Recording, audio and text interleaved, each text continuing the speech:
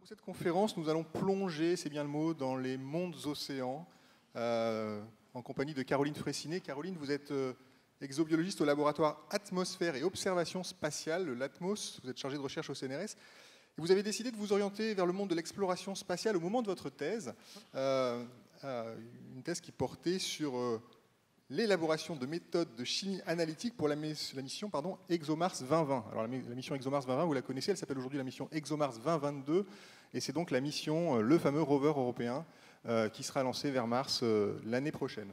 Donc vous êtes très impliqué dans cette mission, bien sûr, mais vous êtes aussi fasciné par ces mondes océans, donc ces satellites glacés qui tournent autour des géantes du système solaire, qui sont des lieux qui ont émergé ces dernières années comme des sites très intéressants pour la recherche de la vie ailleurs. Effectivement, on va aller dans ces mondes océans du système solaire et on verra pourquoi on reste dans le système solaire, on ne s'éloigne pas autour d'autres étoiles. Et donc la seconde partie du titre est des eaux qui bouillonnent de vie et un point d'interrogation. Alors la mise en page fait qu'il se retrouve en dessous, je ne sais pour quelle raison, mais il est vraiment très important parce que je tiens à rappeler déjà en introduction qu'on n'a pas trouvé de vie ailleurs que sur Terre aujourd'hui. On la cherche, on l'a cherchée, et je vais vous montrer comment justement on va rechercher des traces de vie dans le système solaire et pourquoi les mondes océans, ce sont des candidats idéaux pour aller rechercher ces traces de vie. Mais pour l'instant, on n'a pas de traces de vie en dehors de la Terre. Donc le point d'interrogation reste très important. Et donc, cette thématique qui s'intéresse à comprendre la chimie du système solaire et rechercher des traces de vie, c'est l'exobiologie ou l'astrochimie. C'est l'étude des origines, de la distribution, de l'évolution des structures moléculaires et des processus liés à l'apparition de la vie. Vous voyez que dans la définition, on a à la fois des termes de chimie et des termes de biologie. Parce que finalement, quand on passe de la chimie à la biologie, on a une complexification moléculaire. Donc on va s'intéresser à tous ces types de molécules, des plus simples aux plus complexes, pour aller rechercher des traces de vie, parce que quand on va rechercher de la vie, on va rechercher des traces chimiques de la vie principalement. Et donc, on va commencer par des molécules simples, dites primordiales. Donc, ces molécules simples sont de formation totalement chimique. On connaît les processus chimiques qui sont capables de former ces molécules. On en trouve dans le milieu interstellaire. On en trouve à plusieurs endroits sur d'autres corps du système solaire. Celle-ci, on l'a trouvée sur Mars, par exemple, etc. Donc là, on est sur de la formation chimique, mais on va s'intéresser à ces molécules parce que ce sont des briques qui vont permettre de former, par complexification, des molécules qui vont se rapprocher plus de la biologie. À l'autre extrême, on a des molécules dites biologiques. Donc là, on a par exemple de l'ADN, des protéines. Là, ce sont des structures extrêmement complexes. La chimie n'est pas capable seule de former ces molécules. Il faut intervention de la biologie pour former ces molécules. Donc si on trouve des traces de ces molécules sur un autre corps, là, on est sûr d'avoir trouvé de la biologie. Cependant, les méthodes d'analyse pour rechercher ces molécules sont vraiment très spécifiques et on ne va pas s'amuser à envoyer des instruments qui sont dédiés à la recherche de ces molécules particulières, puisque si elles ne s'y trouvent pas, ce qui est quand même la plus grande possibilité, on aura perdu l'instrumentation, on l'aura envoyé pour rien. Donc on ne va pas rechercher ces molécules. Et par contre, on va s'intéresser énormément à ces molécules intermédiaires, donc dites prébiotiques. On a par exemple ici un acide aminé. Un acide aminé, c'est quand on prend une protéine du vivant, qu'on la casse en petits bouts, on forme des acides aminés. C'est ce qu'on appelle un polymère d'acide aminé, la protéine. Elle est composée de successions d'acides aminés. Donc ces acides aminés sont particulièrement intéressants parce qu'ils peuvent provenir d'une décomposition de matière biologique. Mais pas seulement, puisque les acides aminés, on en trouve aussi dans des météorites.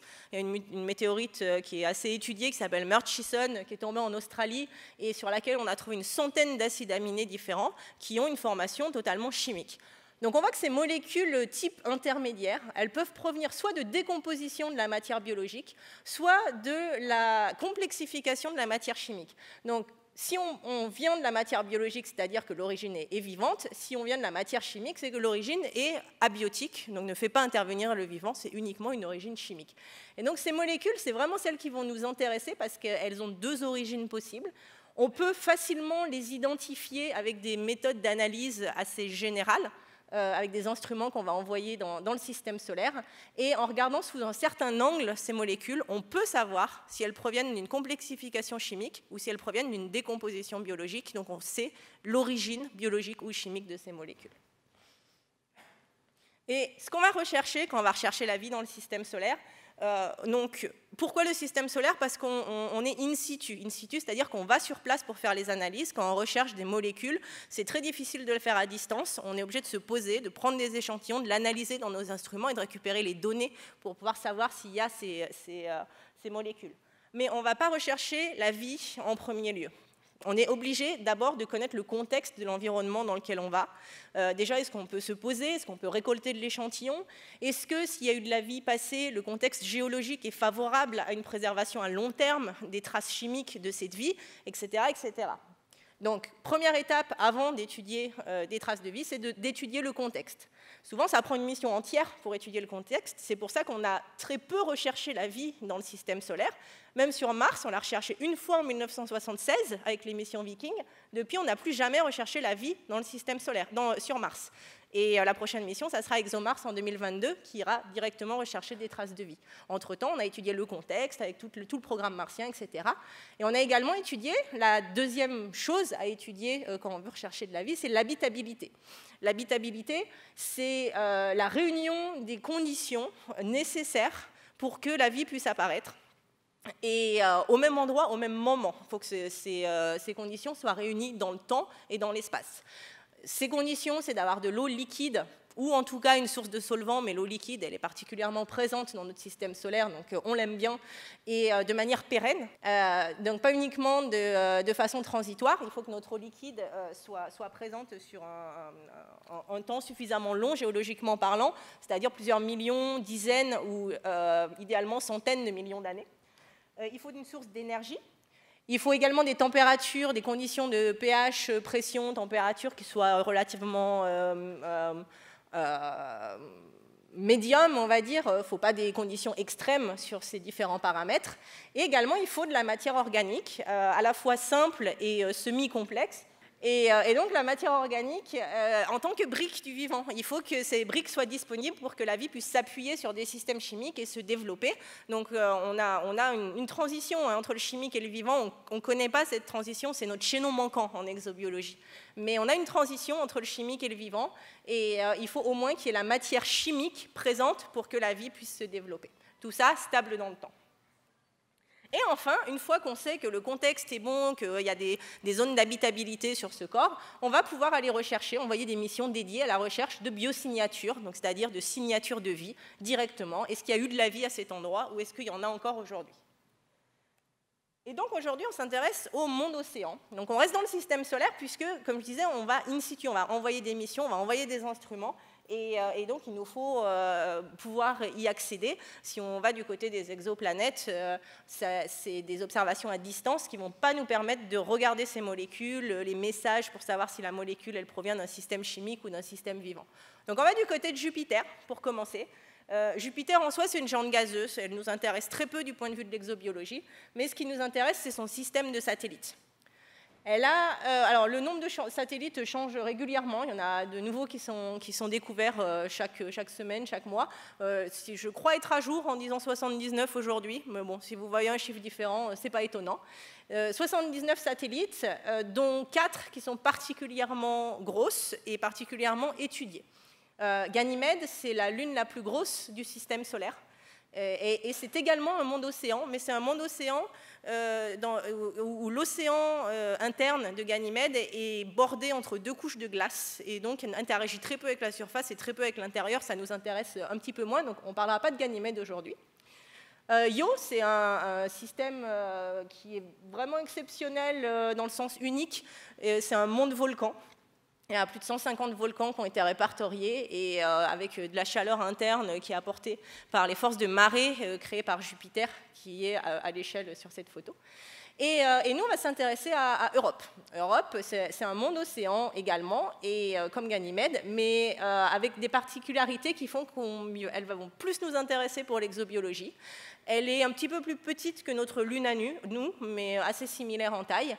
Et elle a une croûte de glace, une couche de glace qui fait une dizaine de kilomètres d'épaisseur. Et sous cette couche de glace, il y a un océan global d'eau liquide, probablement salée. Là, c'est pour montrer Jupiter avec ses satellites. Ça, vous pouvez le voir avec une lunette assez basique. Vous verrez Jupiter et vous pouvez voir ces 4 satellites. Vous pouvez les voir, les satellites et l'ombre des satellites qui peuvent se projeter sur Jupiter selon la disposition des satellites au moment de l'observation. Mais ça, c'est des choses que vous pouvez regarder quand il y a les nuits des étoiles qui sont organisées, que vous pouvez aller voir des observations. N'hésitez pas à aller voir Jupiter et vous verrez ces 4 satellites principaux, dont Europe, donc, qui nous intéresse aujourd'hui.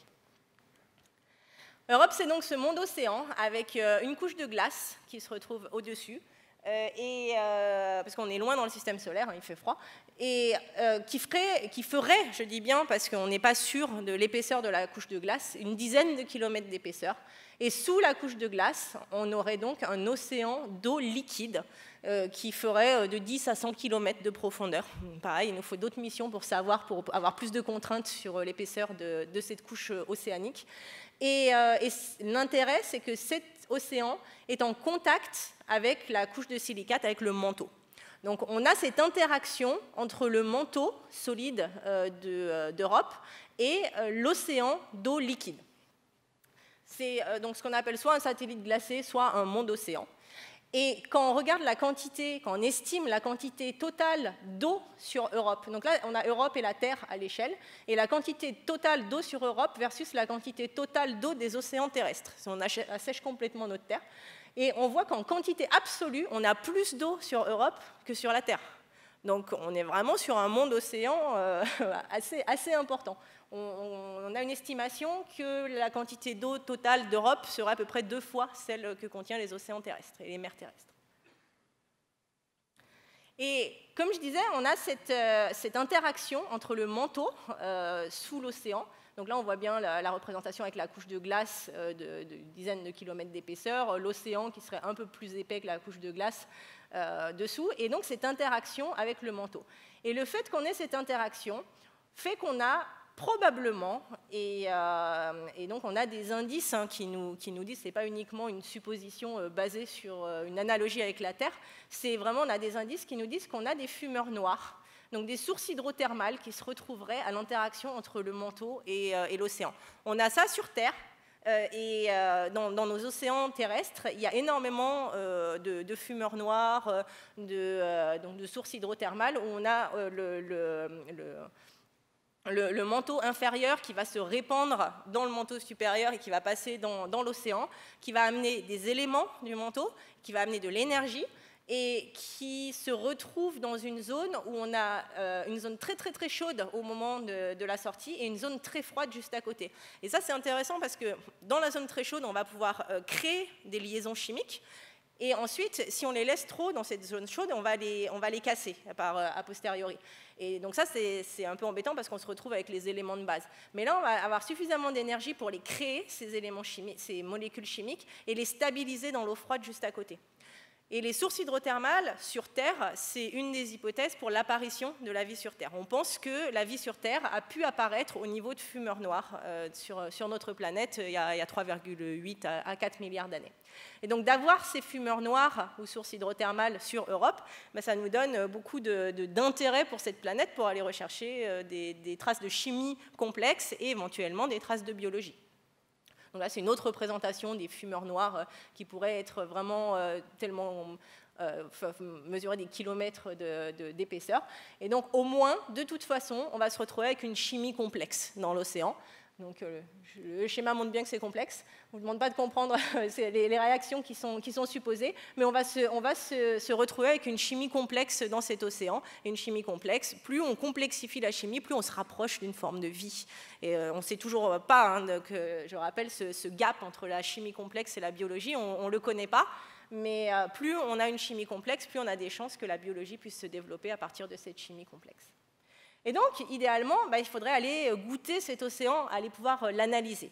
Mais il est sous une croûte de glace qui fait une dizaine de kilomètres d'épaisseur. Déjà sur Terre, ça serait difficile d'aller creuser pour aller voir un océan sous-glaciaire. Donc vous imaginez dans le système solaire lointain comme le challenge est un peu grand. Mais on a de la chance que l'Europe est assez coopérative et elle nous fait des geysers. C'est-à-dire que l'océan va faire des craquelures dans la couche de glace et va se répandre à l'extérieur. Et ça a été observé plusieurs fois. Donc là, ce qu'on voit sur les images, les ronds, c'est la délimitation d'Europe. Et les taches, plus elles sont blanches, plus on a détecté de la vapeur d'eau. Donc là, typiquement, on a un crachat de vapeur d'eau au niveau d'un des pôles d'Europe. Ça, ce sont des observations qui ont été faites depuis la Terre par le Hubble télescope et qui montrent donc à plusieurs reprises qu'on a ces geysers qui s'échappent d'Europe et donc on voit une représentation d'artistes là dans des geysers qui pourraient monter jusqu'à plusieurs centaines de kilomètres de hauteur, en tout cas dizaines, mais peut-être centaines de kilomètres de hauteur et se répandre à l'extérieur. Et donc on peut donc imaginer des missions pour aller récupérer ces geysers et donc avoir un goût de l'océan sous-glaciaire sans avoir à creuser la couche de glace puisque l'océan se répand à l'extérieur.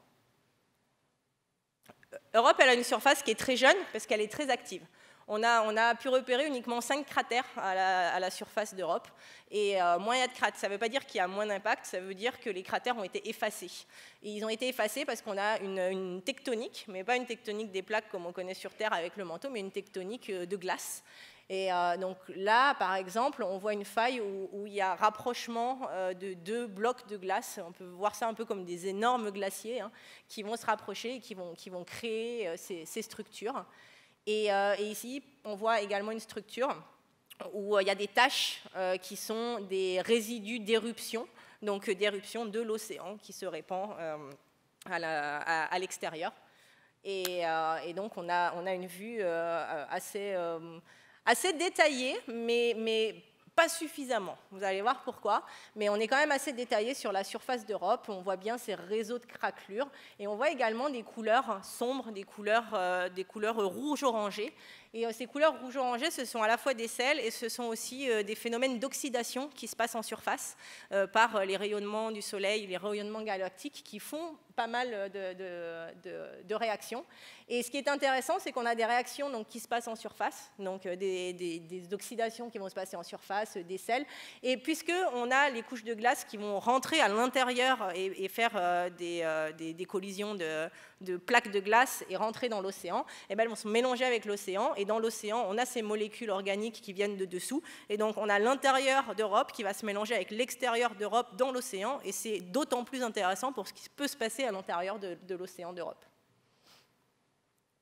Et donc, j'aime bien définir mon travail en deux types de catégories. Donc, la première catégorie, je l'appelle la tête dans les étoiles. C'est vraiment construire des missions spatiales, faire des analyses de données, avoir des explorations directement in situ pour aller rechercher la matière organique, comprendre la chimie du système solaire.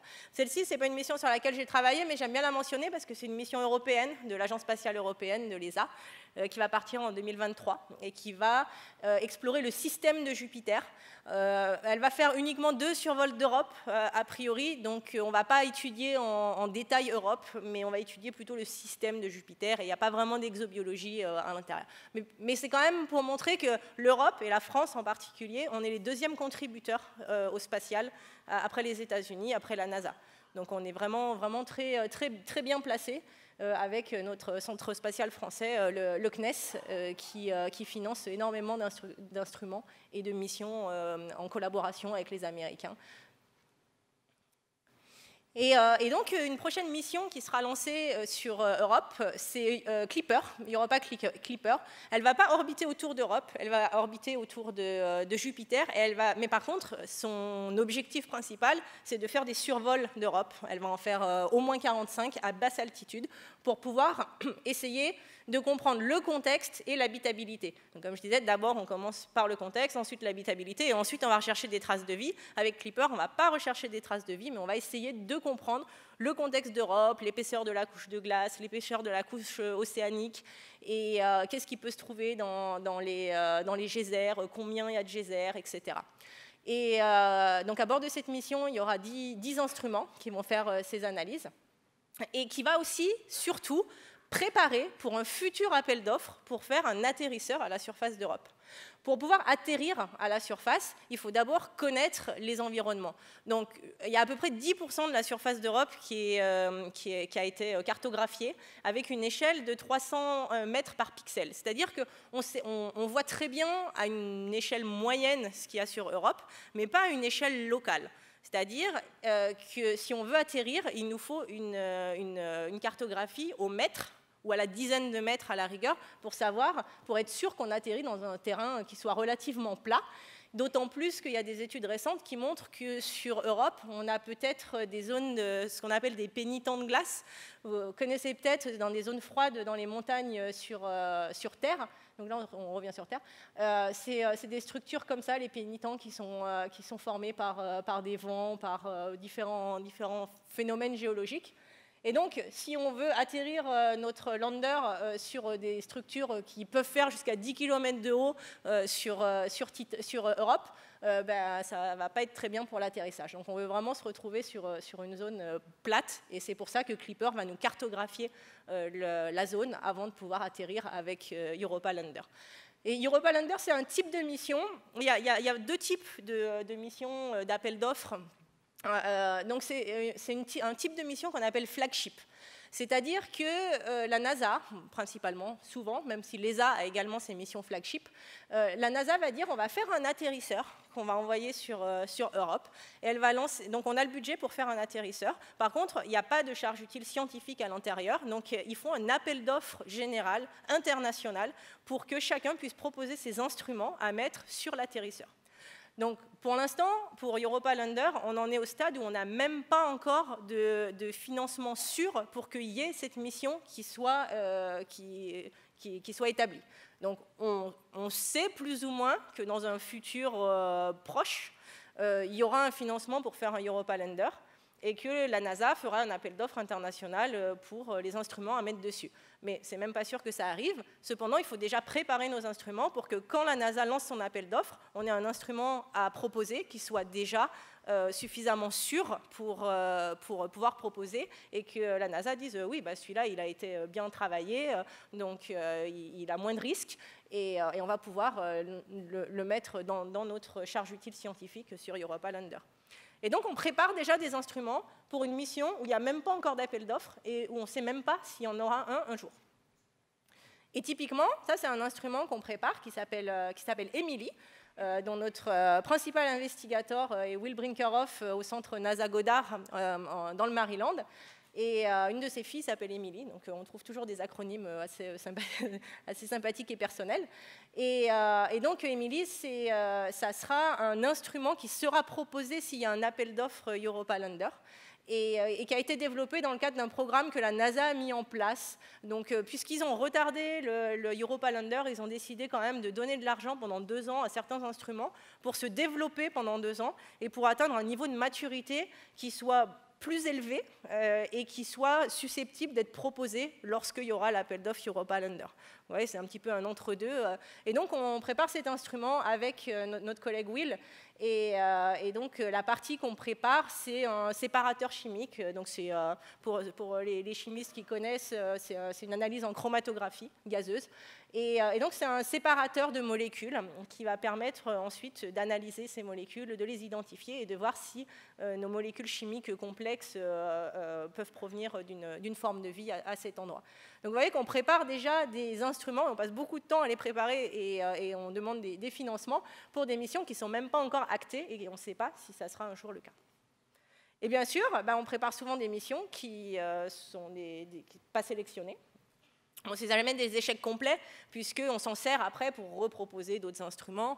Et là, c'était dans des cadres de l'autre type d'appel d'offres. Je vous parlais des appels d'offres ou flagship, où la NASA propose une structure et dit on met des instruments sur ces structures, proposez-nous des instruments. Là, ces missions, le cadre de ces deux missions, Species et Bee, c'était donc pareil des appels d'offres NASA, mais qui sont des appels d'offres à moyen ou petit budget. Donc petit budget NASA, c'est 500 millions de dollars et moyen budget NASA, c'est 850 millions de dollars. Et donc là, il faut faire tout l'instrument, toute la mission et proposer des instruments. Et ça a été le cas. Donc on avait fait dans le cadre des moyens budgets, donc 850 millions de dollars, cet instrument pour aller capter. Donc là, comme vous voyez, on ouvrait des capteurs pour pouvoir capter ce qui se relarguait des geysers d'Europe pour aller ensuite à l'intérieur analyser ce qui se passait. Et ces missions n'ont pas été sélectionnées. Mais par contre, on utilise après la technologie, ce qui a été développé, parce qu'on va loin dans les développements. Avant même de proposer, on va très très loin dans les développements. On construit des modèles en laboratoire pour tester les capacités, pour vraiment être compétitif une fois qu'on propose cet instrument. Et donc la deuxième partie de mon travail, j'aime bien l'appeler les pieds sur terre, par opposition à la tête dans les étoiles, et c'est d'une part d'étudier des échantillons analogues. Donc on va chercher sur Terre des environnements terrestres qui vont être représentatifs de corps du système solaire, donc là en l'occurrence de l'océan d'Europe. Il y a par exemple les fumeurs noirs qui se trouvent sur Terre, on va aller voir ce qui s'y passe au niveau biologie, etc. On a les lacs subglaciaires. En Antarctique, il y a le lac Vostok qui se trouve sous plusieurs kilomètres de glace. Alors, ce n'est pas un lac qui est salé, comme l'océan d'Europe, mais c'est un lac qui se trouve sous de la glace. Donc, on s'entraîne à faire des forages sans contaminer le lac, à faire des analyses, à savoir si la glace qui se trouve juste au-dessus du lac peut contenir des éléments qui correspondent au lac pour qu'on n'ait pas besoin d'aller dans le lac pour donc juste d'avoir une étude de la glace qui se trouve juste au-dessus, donc il y a de la solidification de l'eau du lac à court terme, etc. Et donc dans ce lac-là, il a été isolé de la surface depuis des millions d'années, et de voir aussi comment la vie a évolué dans un système qui est parallèle à celui au-dessus. Et donc, le troisième type d'analogue qu'on va étudier sont des lacs hypersalins. Donc là, tout ce qu'on voit blanc, c'est du sel, c'est en Espagne, c'est un système lacustre hypersalin, donc des saumures. Là, c'est un résidu du lac, donc là c'est du liquide. Et c'est de l'eau hyper salée, il y a beaucoup de vie qui se trouve dans ces environnements. Et donc on va récolter, là c'est moi qui allais récolter des échantillons dans ce lac. Donc pareil, on a des demandes de financement pour pouvoir aller récolter les échantillons. Et ces échantillons, on va les utiliser en laboratoire pour préparer les manips qui seront faites sur Europe, une fois qu'on sera là-bas, avec des échantillons qui ressemblent sur Terre. Et c'est donc la deuxième partie du volet les pieds sur terre, c'est l'étude en laboratoire. Donc là, ce sont les mêmes échantillons du lac Tirès que j'avais collectés. Il y a donc les croûtes de surface, les sels, et mon doctorant Valentin qui travaille sur sa deuxième année de thèse. Son sujet principal, c'est d'étudier vraiment qu'est-ce qu'on peut faire avec des instruments tels qu'on enverrait sur Europe, sur les échantillons qui ressemblent à ceux d'Europe. En gros, on sait qu'il y a de la vie à cet endroit-là, sur le lac Tirès en Espagne. On va appliquer nos instruments et nos méthodes sur cet environnement. Et si on ne trouve pas la vie, ça veut dire que l'instrument, faut l'adapter. En l'occurrence, il y a beaucoup de sels sur ces échantillons, et les sels vont interférer avec nos méthodes d'analyse parce qu'on fait de la chimie, et les sels vont interférer avec nos réactifs chimiques. Et donc, est-ce qu'il ne faut pas implémenter une méthode de dessalage si jamais on n'arrive pas à trouver nos molécules ou nos formes de vie? Donc, c'est tout ça qu'on fait en laboratoire avec nos échantillons analogues. Et donc là, c'est une photo de mon laboratoire avec la chromatographie, toujours cette technique analytique, parce qu'au LATMOS et en France, on est les leaders mondiaux pour la chromatographie en milieu spatial. C'est nous qui fournissons les chromatographes dans toutes les missions avec nos collègues américains qui nous font confiance. On a établi cette collaboration depuis quelques temps. Et donc là, ce sont la version laboratoire de ce qu'on envoie après sur Mars, ou sur Titan, dans le système solaire en tout cas. Et le type de résultat qu'on obtient pour montrer à quoi ressemblent nos spectres. Et donc maintenant, on va s'éloigner un petit peu plus et on va partir du côté de Saturne. Et Saturne, bah, c'est comme Jupiter. Saturne en elle-même, elle ne nous intéresse pas. Parce que, du point de vue de l'exobiologie, on ne va pas dire ça à nos collègues astronomes, mais du point de vue exobiologie, Saturne ne nous intéresse pas, c'est une géante gazeuse. Mais comme Jupiter, elle a énormément de satellites. Et c'est ces satellites qui vont nous intéresser. Donc, je vous montre une photo de Saturne. C'est une photo composite qui a été faite avec plus de 150 images prises en 2013 par la sonde Cassini. Cassini qui allait explorer tout le système de Saturne avec ses satellites, avec une focus sur Saturne, vraiment. Là, de gauche à droite, on a plus de 650 000 km. Et on a le Soleil qui se retrouve derrière Saturne et qui fait cette image à contre-jour qui est magnifique. C'est une photo. C'est d'images composites qui ont été assemblées entre elles, mais qui ont été prises à quelques heures d'intervalle seulement. Et donc, c'est vraiment une photo grand angle de Saturne avec ses anneaux. Et donc, si on regarde bien, on le voit ici. Le petit point qu'on voit ici, c'est la Terre. Donc, voilà. Et donc, on voit d'autres points sur des satellites qui tournent autour de Saturne.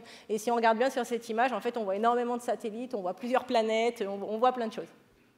Et donc, le système de satellites de Saturne, donc c'est comme Jupiter, sauf que là, on vient d'en gagner 20 d'un coup. Il y a eu une découverte de nouveaux satellites. Je crois qu'on est passé à 82. Mais on va s'intéresser aux plus gros et pas forcément aux plus gros, mais aux plus intéressants du point de vue de l'ésobiologie, donc des mondes océans. Et donc on va commencer par Encelade. Encelade, vous voyez, donc, là c'est Titan qu'on voit. Titan, c'est le deuxième plus gros satellite du système solaire et c'est le plus gros satellite de Saturne. Et nous, on va s'intéresser à Encelade, qui est ici. Et Encelade, il ressemble beaucoup en composition à Europe. C'est une couche de glace, un océan dessous, l'océan en contact avec la couche du manteau, mais en version miniature. Version miniature, mais ça ne veut pas dire qu'il a moins de geysers. Et au contraire, là c'est une photo qui a été prise par Cassini justement d'Encelade avec ces jets qui se trouvent au pôle sud. Tous sont au pôle sud d'Encelade. Et donc les jets sont permanents sur Encelade. Contrairement à Europe où il y a eu quelques épisodes qui ont été vus par Hubble, là c'est directement sur place, on est allé prendre des photos, on a même pu passer dans ces jets pour faire des analyses. Et donc ils sont permanents au pôle sud et ils sont tellement intenses qu'ils créent un anneau supplémentaire à Saturne. C'est de l'eau qui est éjectée depuis l'océan qui est sous la couche de glace d'Encelade, et 8% de ce qui est éjecté va rester à l'extérieur d'Encelade, le reste va retomber à la surface, et ces 8% qui s'éjectent, ça va créer cet anneau de Saturne, donc on le voit ici, c'est l'anneau E, on l'appelle, et l'anneau E de Saturne est créé par les éjections de l'océan d'Encelade par ces jets. Donc on voit bien la trajectoire d'Encelade qui a élaboré ce nouvel anneau de Saturne. Et en étudiant ces jets, on a pu voir, parce que là, donc, on est passé à travers avec Cassini, même si Cassini, donc, il étudie contexte et un petit peu habitabilité, mais on n'est pas du tout au niveau biosignature. On n'a pas d'instrument pour ça, on n'avait pas d'instrument pour ça pour Cassini. Mais donc Cassini a pu voir dans ces jets plusieurs choses intéressantes. D'une part, qu'on contenait du dihydrogène. Et donc le dihydrogène, ça montre qu'il y a effectivement des fumeurs noirs au niveau de l'interaction entre le manteau et l'océan, et par des réactions qu'on connaît géologiquement.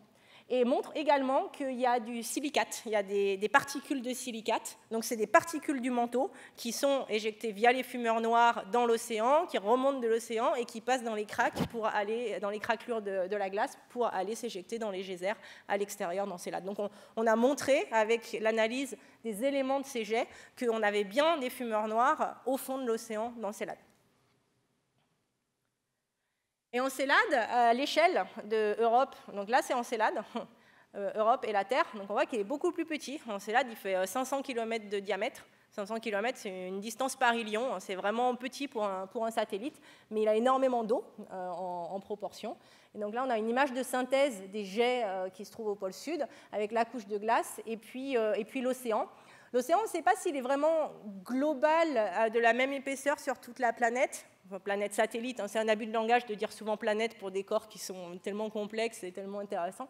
Ou alors si on a plus d'épaisseur au niveau du pôle sud, qui fait que c'est à cet endroit uniquement qu'on va avoir les jets qui vont se répandre à l'extérieur. Et d'autant plus que, donc là c'est une photo hein, pour montrer vraiment, on a plusieurs endroits, donc là 4 principalement, hein, où il y a des jets, et ces quatre failles, donc c'est les 4 failles qu'on retrouve là, qui s'appellent les Tiger Stripes.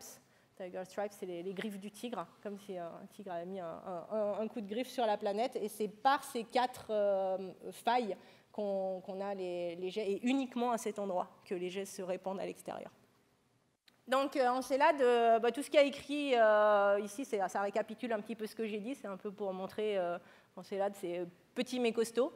Et à l'échelle de l'Angleterre, c'est probablement des Anglais qui ont fait cette image. Moi, j'aurais mis un Paris-Lyon si c'était moi qui l'avais fait. Et donc, on veut analyser les geysers et la surface d'Encelade parce qu'on a assez peu d'informations, finalement, sur l'épaisseur de la couche de glace. On aimerait bien savoir quelle épaisseur de la couche de glace, sur la profondeur de l'océan, sur la salinité de l'océan, sur la composition de l'océan. Et comme Europe, on s'attend à ce que dans l'océan, on ait de la chimie complexe qui se forme et éventuellement des traces de vie. Donc, on veut rechercher, après avoir connu plus le contexte et l'habitabilité, on veut aller rechercher des biosignatures. Et donc là, je vais vous parler de missions qui sont en projet ou alors qui ont été proposées mais pas sélectionnées. Pour l'instant, il n'y a aucune mission qui va partir sur Encelade, qui a été sélectionnée, qui a été financée. Et donc, toutes ces missions-là que je vais vous présenter, c'est des missions qui sont faites dans le cadre des programmes petits et moyens budget de la NASA, pas dans le cadre flagship, et qui ont été proposées et sur lesquelles j'ai participé. Donc, j'ai des images, parce que des fois, on n'a pas d'images quand on ne participe pas au projet et qui sont tenus un peu plus secrets. Et donc, ELSA, ça a été proposé en 2017 dans le cadre des programmes New Frontiers de la NASA, donc c'est les moyens budget à 850 millions de dollars. Et c'était, je ne sais pas si vous vous souvenez de l'image qu'on avait montrée sur la mission Species sur Europe qui n'avait pas été sélectionnée. En fait, on a les mêmes capteurs là, parce qu'on s'est servi des capteurs qui avaient été développés pour la mission Species pour capter les geysers d'Europe, pour refaire les mêmes sans avoir à redévelopper la technologie qu'on avait déjà développée pour capter les geysers d'Encelade. Donc vous voyez, ce n'est pas perdu, même quand on n'est pas sélectionné. Et donc, cette mission, elle était programmée. Donc là, c'est un autre type de capteur qui avait été fait pour capter des particules de glace, cette fois pas des molécules, et puis pour pouvoir les faire fondre et les analyser après dans l'instrument. Et là, c'est des manips de labo. Donc là, on a un accélérateur d'ion qui va permettre de simuler l'impact que les particules de glace vont avoir à l'intérieur de ce cône pour définir la meilleure matière pour le cône, pour ne pas détruire ce qu'on va analyser, et pour le capter sans que ça rebondisse et que ça parte à l'extérieur. Donc ça, c'est la version laboratoire qui aboutit à une miniaturisation comme ça. Et on fait tous les tests donc, pour pouvoir... donc c'est tout ce qu'on fait en amont avant de pouvoir proposer l'instrument. Donc on l'a proposée en 2017, elle n'a pas été sélectionnée, mais par contre, il y a eu une sorte de sélection quand même, c'est la NASA a donné de l'argent pour cette mission en disant elle est prometteuse, continuez à la développer, donc on vous donne 2 ans de financement pour que vous continuiez à la développer, pour qu'au prochain appel d'offres, vous pourriez le reproposer. Et c'est le cas, le prochain appel d'offres, il vient d'être retardé, il devait sortir en 2024. Il vient d'être retardé, donc on ne sait pas quand est-ce qu'il sortira, mais on le reproposera. Donc on est en train de préparer cet instrument pour le reproposer dans le prochain appel d'offres de moyen budget de la NASA. ELF, c'est même chose que ELSA, mais une équipe concurrente, un autre centre NASA. Donc ici, c'est le NASA Goddard dans le Maryland. Ici, c'est le NASA JPL, donc le Jet Propulsion Lab en Californie. Mais c'est un petit peu similaire. Donc là, j'en sais moins, parce que sur celle-là, je ne suis pas, étant donné que je suis sur celle-là. Et par contre, on sait qu'elle sera proposée au prochain programme en concurrence avec celle-ci. Ensuite, Eagle, c'est une nouvelle stratégie où là, on veut atterrir sur Europe et faire des analyses sur place, donc un peu à l'instar du Europa Lander. Elle sera proposée également dans le prochain programme New Frontiers de la NASA, qui est le programme à moyen budget. Et ensuite, il y a aussi des projets où là, ce n'est pas des missions qui sont développées, c'est plus des idées qu'on propose à la NASA ou à l'ESA. Ça marche un peu similairement où on va proposer pour les décennies à venir des sujets d'études prioritaires qu'on voudrait développer. Et plus il y a de papiers ou de projets qui sont proposés, plus la NASA et l'ESA va dire bon, bah, il y a l'air d'avoir beaucoup d'intérêt à destination de ce corps, donc on va peut-être faire une mission flagship pour cette destination. Et donc là, c'est un orbilander, c'est-à-dire qu'on va à la fois avoir une partie qui va orbiter autour d'Encelade et une partie qui va atterrir. Et donc c'est un projet qui n'est pas aussi développé que les instruments qu'on propose quand on a les appels d'offres, mais qui sont essentiels pour la programmatique à long terme du futur de l'exploration spatiale américaine, européenne, mondiale. Et donc maintenant on va sur Titan, et ça sera notre dernier satellite, notre dernier monde océan. Et donc sur Titan, là on voit une photo de Titan, et ce qu'on voit particulièrement, c'est qu'on ne voit pas la surface, parce qu'on a une atmosphère qui est particulièrement épaisse sur Titan, qui est 4 fois plus épaisse, 4 fois plus dense que celle de la Terre, donc avec une pression 1,5 fois celle de la Terre, et qui empêche dans le visible de voir la surface de Titan. Et un jour sur Titan, ça s'appelle un sol, un T-sol même, ça correspond à 16 jours terrestres. Et une année sur Titan, donc pour que Titan fasse le tour du Soleil, donc autour de sa planète Saturne, c'est à peu près 30 années terrestres. Donc ce n'est pas les mêmes proportions que sur Terre. Et un autre point important, vous verrez pour la mission qui est sélectionnée cette fois, et dont je vais parler, c'est que la gravité sur Titan, c'est 1/7 de celle de la gravité terrestre. Et donc Dragonfly, c'est une mission qui a été sélectionnée dans le cadre des programmes à moyen budget de la NASA, donc les 850 millions de dollars, et c'est le dernier qui a été sélectionné en 2019, et sur lequel notre laboratoire est impliqué pour construire toujours cette même partie de séparation chimique pour faire l'analyse.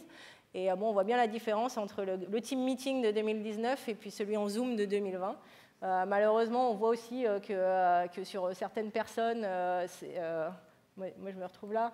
Il fait nuit derrière, parce qu'on est à l'heure américaine de la côte Est. Donc, les meetings en Zoom, on se retrouve avec des horaires décalés. Souvent, on en a eu. Celui de 2021 s'est passé la semaine dernière. Et c'était lundi à mercredi, de 17h à 23h. Donc, à l'heure américaine. Donc, c'est vrai que ça c'est un petit peu embêtant, même si c'est bien pour la planète de ne pas voyager trop, c'est quand même pas idéal pour les meetings de groupe, surtout avec les enfants, etc. Et donc Titan, elle nous intéresse beaucoup parce qu'il y a plein de choses sur Titan. Déjà, il y a de l'énergie. Là, on a le Soleil qui arrive sur Titan, on a de l'énergie chimique. On a surtout du carbone et de l'azote. Donc, dans l'atmosphère de Titan, on a de l'azote et du carbone. Et l'énergie qui arrive par le Soleil et par les énergies galactiques qui vont taper en haute atmosphère sur les molécules, vont complexifier ces molécules au fur et à mesure qu'elles sédimentent vers la surface et vont créer des aérosols. Donc, les aérosols, c'est la pollution parisienne, ce sont des aérosols. Donc, c'est des particules fines, solides, qui vont pouvoir grossir d'ailleurs jusqu'à quelques microns, dizaines de microns, et se déposer ensuite en surface, là, sur Titan. Et donc, dans cette atmosphère, on sait qu'il y a énormément de chimie qui se passe. Il y a de la chimie ultra complexe. On ne sait pas jusqu'à quel niveau de complexité. Et Titan, c'est aussi un monde océan. Donc, Titan, elle a 2 types de solvants. Elle a un océan qui est comme Europe et Encelade sous la couche de glace, mais malheureusement, cet océan il est bordé aussi en dessous par une autre couche de glace haute pression qui fait que l'océan est isolé par rapport au manteau. Donc il n'y a pas cet échange, il n'y a pas ces fumeurs noires. Donc il nous intéresse moins, l'océan de Titan. Mais par contre, dans sa jeunesse, la couche de glace qui était au-dessus de l'océan était très très fine. Et il y avait des échanges permanents entre cet océan et l'atmosphère. Donc il y avait beaucoup de molécules dans l'atmosphère, il y avait de l'eau liquide dans l'océan, il y avait cet échange entre le haut et le bas, et donc on peut s'imaginer que la complexification chimique a été vraiment intense jusqu'à peut-être développer des formes de vie. Donc sur Titan, on est plus sur l'intérêt sur l'atmosphère, et il y a une mission qui a été envoyée qui s'appelle Cassini-Huygens, qui était en 2004. Cassini, c'est une sonde qui orbitait autour de Saturne et qui étudiait les satellites. Huygens, c'est une sonde qui est descendue, européenne, encore une fois, qui est descendue dans l'atmosphère de Titan. Et donc là, on a une image de Cassini, et là, une image de Huygens. Et donc, Cassini, elle a pu regarder en radar et en infrarouge, parce qu'en visible, on ne voit pas la surface de Titan. Et donc, en radar et en infrarouge, on voit des phénomènes à la surface qui sont très différents. Donc, au niveau des pôles, on a des lacs d'hydrocarbures. Au niveau de l'équateur, on a des dunes de sable, mais c'est du sable organique, c'est ces aérosols qui se déposent et qui vont fabriquer, qui vont former de la chimie. Et on a également des cratères d'impact sur Titan. Les cratères d'impact, c'est intéressant parce que ça amène de l'énergie. Une météorite qui vient se cracher, ça amène de l'énergie, ça fait fondre la glace à cet endroit. Et donc, on a les molécules, de l'eau liquide. C'est tout ce qui nous intéresse pour faire de la chimie complexe et peut-être de la biologie. Et donc, en ayant vu, en fait, grâce à Cassini-Huygens, on est vraiment passé de Titan, monde complètement mystérieux, à Titan, monde familier, qui a l'air de ressembler à certains déserts terrestres. Bon, là, quand on regarde, ce qu'on a l'impression être des cailloux, ce sont des blocs de glace, parce que toute la croûte supérieure de Titan, c'est de la glace, et les dépôts, dont on a l'impression de la poussière ou de la terre, c'est des dépôts de molécules organiques, ces aérosols qui se forment dans l'atmosphère et qui sédimentent jusqu'en surface. Et donc, grâce à Cassini-Huygens, déjà, on a eu quelques réponses, mais on a surtout eu l'occasion de se poser des questions et de déterminer une mission future qui vont répondre à ces questions qu'on s'est posées grâce à Cassini. Et cette mission future, c'est Dragonfly. Dragonfly, elle partira en 2027 de la Terre et elle atterrira en 2034 sur Titan. C'est un drone, bon, un peu saccadé la vidéo, mais je vous mettrai le site web si vous voulez aller voir les différentes animations de Dragonfly. Et donc c'est un drone qui ira explorer Titan. Donc là, on a vu son atterrissage elle sortait de sa capsule de protection thermique. Elle va atterrir donc, au niveau de l'équateur. Je vais vous montrer les différents paramètres. Déployer ses antennes pour communiquer avec la Terre, parce qu'on a une communication directe, on ne passe pas par satellite. Et faire des analyses sur place, et ensuite pouvoir se déplacer. Et pourquoi se déplacer? Parce qu'on a vu avec Cassini qu'on a des sites qui sont extrêmement différents sur des distances de quelques dizaines de kilomètres seulement. Et donc, en se déplaçant sur des dizaines de kilomètres, on va pouvoir explorer des environnements de Titan extrêmement différents, comme les cratères d'impact, les dunes, et comme si sur Terre, on voulait analyser la Terre, mais qu'on se posait que dans le désert, on n'aurait pas une vue globale.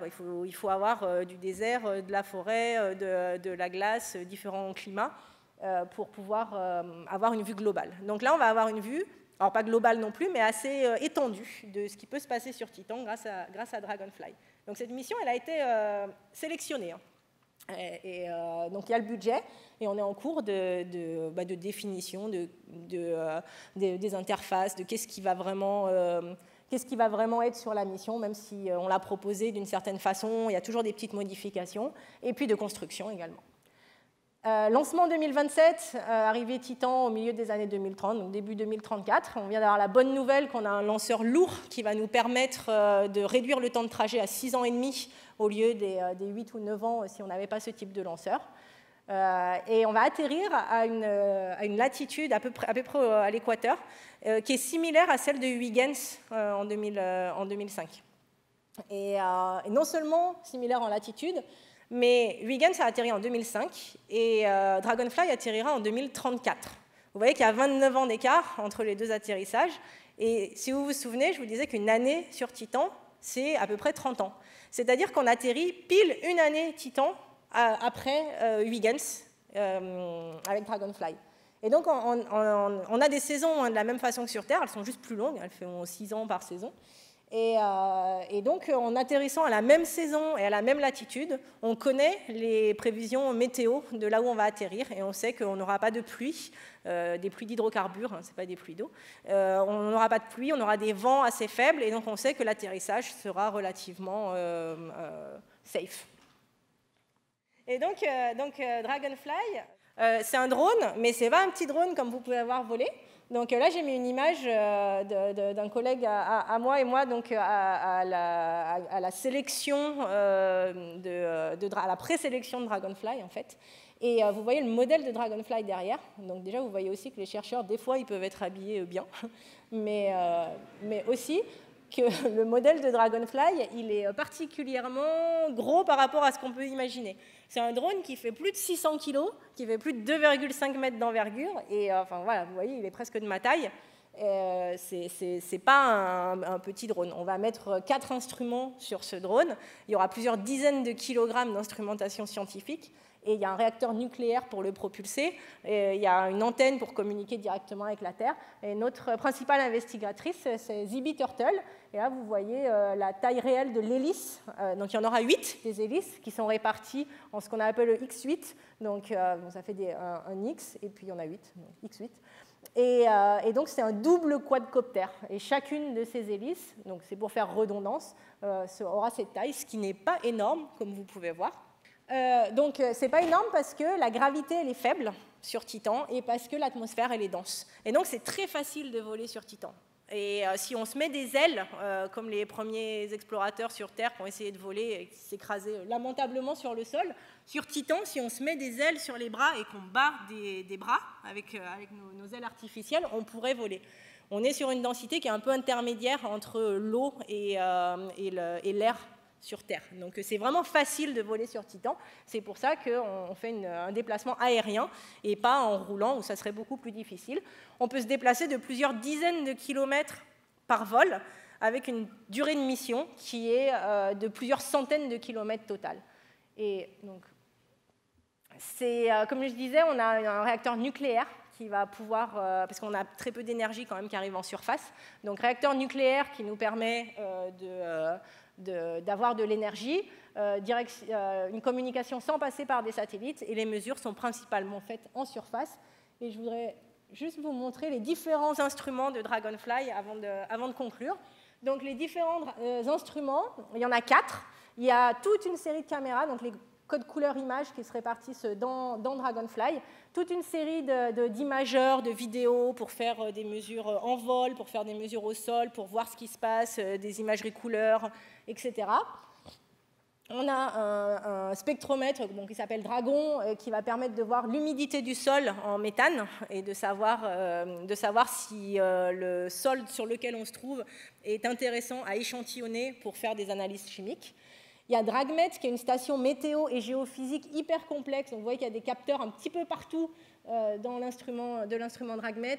Il y a un microphone, il y a un sismomètre, il y a une station météo qui mesure les vents, qui mesure l'humidité également, qui va essayer de voir la profondeur de l'océan qui se trouve dessous. Donc, on a vraiment plein de capteurs. Et on a l'instrument qui nous intéresse et dont une partie de la contribution est française. C'est DRAMS, qui est le fameux chromatographe en phase gazeuse, le seul gros mot, j'espère, que j'ai dit de la conférence, et qui est une contribution française. La seule contribution non américaine sur Dragonfly au niveau du hardware, elle est française. Donc encore une fois, la France, c'est vraiment le deuxième contributeur après les États-Unis à l'exploration spatiale. Et on le prouve encore sur cette mission. Et DRAMS, c'est un analyseur chimique qui va récolter des échantillons sur les patins d'atterrissage. On a des foreuses qui vont prendre l'échantillon, qui vont l'envoyer par un système un petit peu comme un aspirateur. Donc on va prendre l'échantillon, l'envoyer dans les lignes, mettre un filtre qui va capter l'échantillon et puis le relarguer dehors. Et donc, avec notre filtre qui va capter l'échantillon, on va prendre de cet échantillon, le ramener dans notre instrument, le chauffer et l'analyser pour savoir ce qui s'en dégage en termes de molécules, en espérant trouver nos molécules prébiotiques et en espérant voir si la contribution de ces molécules, c'est uniquement chimique ou s'il y a une partie de dégradation biologique de ces molécules. Et c'est comme ça qu'avec Dragonfly, on va essayer de trouver la vie sur Titan. Mais même si on ne trouve pas la vie, de toute façon, l'instrument, ça nous donnera énormément d'indications sur la chimie de Titan, la chimie de l'atmosphère. On sait qu'elle est complexe. C'est un laboratoire à ciel ouvert. C'est un peu comme si on faisait des manips en labo, mais qui se forment à une échelle planétaire et depuis des milliards d'années. Donc c'est vraiment très, très intéressant de voir toute la chimie avec des molécules, vous voyez, complexes, simples, qui peuvent se retrouver à l'intérieur de l'instrument. contribution française, et ça c'est vraiment important, je tiens vraiment à insister sur ce point. Il n'y a pas que la NASA qui fait de l'exploration spatiale, l'Europe et d'autres nations maintenant aussi s'intéressent à l'exploration spatiale. Là on voit différents corps du système solaire et toutes les missions qui ont été envoyées, donc forcément tout ce qui est Lune, Mars, c'est plus près, il y a plus de missions. Il y a plein de planètes d'intérêt. En exobiologie, ce sont les mondes océans qui sont les prochaines cibles, et donc plein de résultats à venir, donc j'espère plein de nouvelles conférences. Je vous remercie.